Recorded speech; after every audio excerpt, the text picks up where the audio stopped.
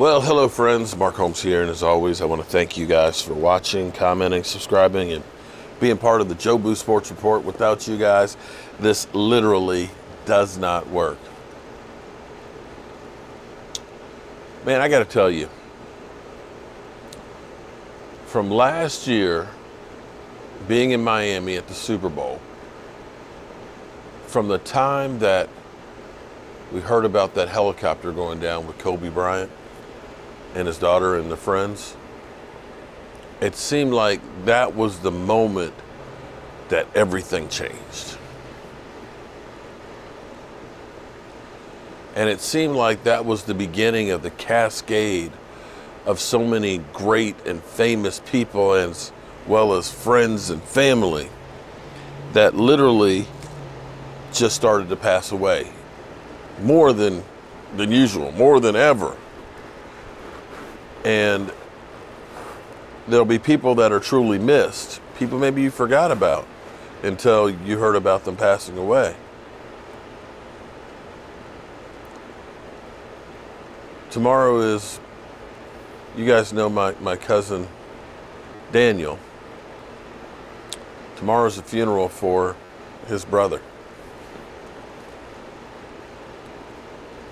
Another person that's gone away too soon.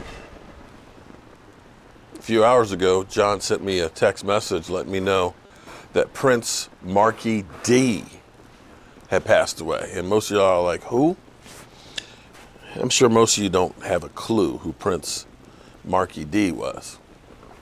But Prince Markie Dee is somebody who, before I ever heard the term doppelganger, they would say, man, you look like Prince Markie Dee.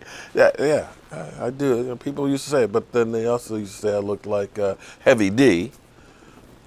And a few other large rappers. I don't know what the correlation is with me and just big rappers, but I guess, light-skinned brothers and large, they all look the same, I guess. But Prince Markie was part of the Fat Boys back in the 80s, back when I was at college at JMU. The Fat Boys are back, and they can never be whacked. The Fat Boys are back. Okay, I can't do it like my man. But that was one of the original rap groups. Man. When I think about being back in college, of groups like Houdini and Run DMC and LL Cool J is hard as hell, and the Fat Boys are like, oh, bull, stick 'em, ha ha ha, stick 'em, bull, stick 'em, ha ha ha, stick 'em. Okay, they don't make music like that no more. They don't make music like that no more. And I realized I've turned it to my father. Because I remember my father always listening to his oldie but goodies with a little taste of wine. And sitting back in the room with his albums on, the lights turned down low, and listening to this music, sitting on the dock of the bay, watching the tide roll away. Boy, they don't make music like that no more. Yeah. Whew. Prince Markie Dee. Rest in peace, my man. Rest in peace. There have been way too many people that have left us. Tomorrow, you guys know my cousin, the Washington football fan, Daniel. His brother Larry, his funeral's tomorrow. Another soul that's just gone too soon, way too soon. And right now, in Texas, due to this storm, we didn't get much here. For us up here, at least in my area, it's more of like ice crystals. It's kind of misty out here, so we'll probably get a little glaze of ice. It's kind of like, if If you've ever been skiing on the East Coast, most of the ski resorts make snow. It's not really snow. They've got compressed air and the water, so it mystifies the water, and it falls down like ice chips, like this. So when you're skiing like on ice crystals. I don't know what it's like to ski on real snow because, you know, I haven't been out west where they don't make snow. But the storm you guys had came through here today, and fortunately it wasn't that bad for us. But down there's so many people that are suffering. Boil water alerts, people still without power, can't get food, people were already in distress. And it's times like this that you look at people, and this kind of defines people. This is when you know when you've got something or not. When people, instead of using their means to just kind of take care of themselves and not worry about the masses. Hey, I'm okay. I ain't worried about nobody else. That's their motherfucking problem, is the attitude. But this is the time that you find out the people that are the real leaders, the real people with hearts, the real difference makers in the world. And I don't know why so many people don't like Dak Prescott.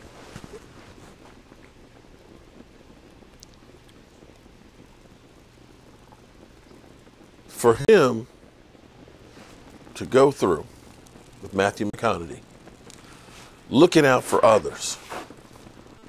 Hey, we're going to donate some money to make sure people can eat.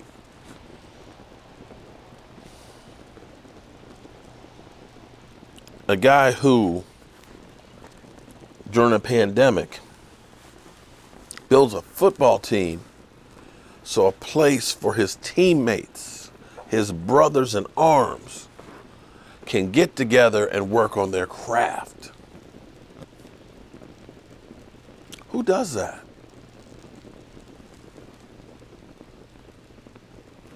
A truly stand-up individual. And yet, people don't believe in him. People don't think about him. Think he's ass. But I'm trying to understand how it is that somebody like Carson Wentz has always been given the benefit of the doubt. Always. You know, the funny thing is, I get told all the time, you're a hater. You don't know what you're talking about. And I've put out the numbers over and over and over again. It's, you know, that's not the eye test. The eye test has been wrong. The funny thing is, now I'm finally hearing things that I've been saying all along. I've put up charts. I've said, look at the numbers. Carson Wentz, 2017, best year. Rookie year, ass. The next year, I pointed it out. Listen, Carson Wentz was 5-6. As people say, Dak Prescott can't win against playoff teams. Guess what? 2018, 5-6. The only team that they beat with Carson Wentz in 2018 that ended up with a winning record, they didn't have it at the time, is the team that he went to. At the time, the Colts were 1-3. The Eagles got the victory. And from that point on, the Colts said, hey, bro, we just lost to Carson Wentz. We got to turn this shit around. And they went on a run and made it to the playoffs. That's the only team in 2018 that ended up with a winning record that Carson Wentz won against. And when Nick Foles took over, they were 5-6. Nick Foles got them 4 wins to get them in the playoffs. But yet everybody said, oh, Carson Wentz, you know, they went to the playoffs every year they had Carson Wentz. It wasn't because of Carson Wentz in 2018. I'll give you, he played 13 good games when they had a fourth-place schedule, when nobody was thinking about the Eagles being the team. They didn't have the bullseye on their back as the guys. I told you that.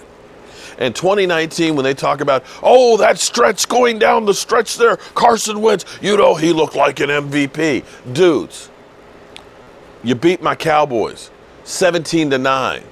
It wasn't like he was Joe frickin' Montana. My team was garbage. And Dak Prescott had a hurt shoulder. In 2 games against the Cowboys that year, 17 points and 9 points. That's it. That's the number. 2 games, all of 27 points. 26 points. Gotta get my math right. But yet, people, oh no, Carson, yeah, think about it. He beat the Washington football team, the Giants, the Cowboys, and I'm trying to think, was it the Browns or Cincinnati? It was 4 teams that none of them had winning records. I point that out. But oh no, you know, Carson Wentz, he's got it. He's throwing to lawn furniture. He's throwing to nobody. But it's funny how some of the guys that were here with him were doing better other places without him. You ever think about that?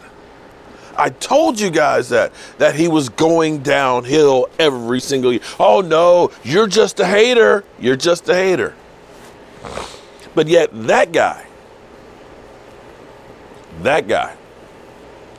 I ain't heard about him buying meals to help people in need. I haven't seen him doing a stand-up for cancer. I haven't seen him building a field in his backyard so his teammates can come together. I hadn't heard people who were all in with him through his troubles. But yet that guy, everybody believes in.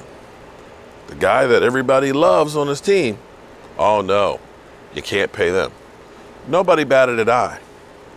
Nobody questioned paying Carson Wentz, coming off of knee surgery and back surgery. Nobody questioned that. Nobody questioned the fact that he has been going downhill for years. They just paid him.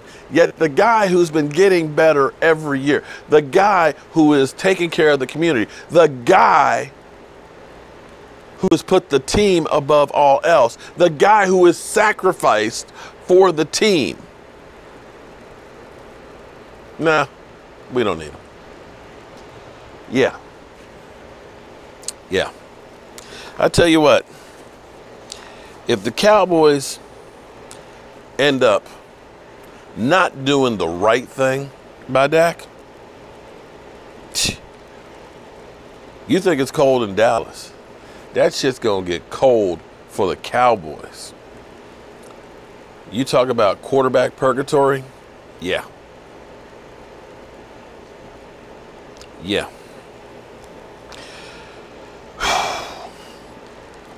I don't know why, but I'm feeling some sort of way tonight. I'm praying for all my friends in Texas. I know some of you who are staying out in your vehicles because you didn't have power. I'm praying for some of my friends that I know because of COVID and losing their jobs have lost their homes. And I'm praying for my cousin and all those out there that have lost people that are influential in their life. I'd have a drink, but rum has carbs in it.